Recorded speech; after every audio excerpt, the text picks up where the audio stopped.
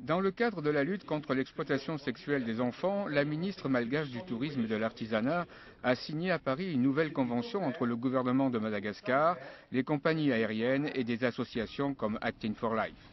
Cette convention permettra de renforcer leur action sur le terrain. Tous ces acteurs s'engagent à redoubler de vigilance contre le tourisme sexuel impliquant des enfants, garçons ou filles. Résultante de la pauvreté, Madagascar est devenue une terre propice pour les pédophiles. Les parents sont souvent complices de ces pratiques. Il faut donc éduquer les enfants avant les parents. C'est plutôt plus facile avec les enfants d'abord qu'avec les parents. La pauvreté favorise ce genre de phénomène, non? Tout à fait, puisque c'est de l'argent facile. Et donc, compte tenu de la monnaie, le taux de change chez nous par rapport à l'euro, c'est assez fluctuant et ce qui pousse des gens, des fois, des personnes autres que les parents, justement, à en profiter pour en faire un commerce.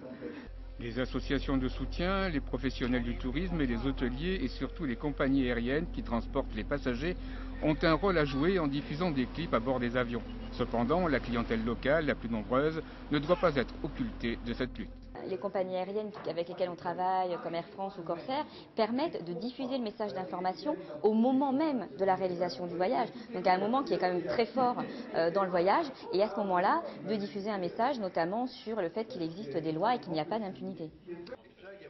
On est tous responsables. Aujourd'hui, à Madagascar, la prévention auprès des enfants passe par un code de conduite pour les professionnels et chacun d'entre nous.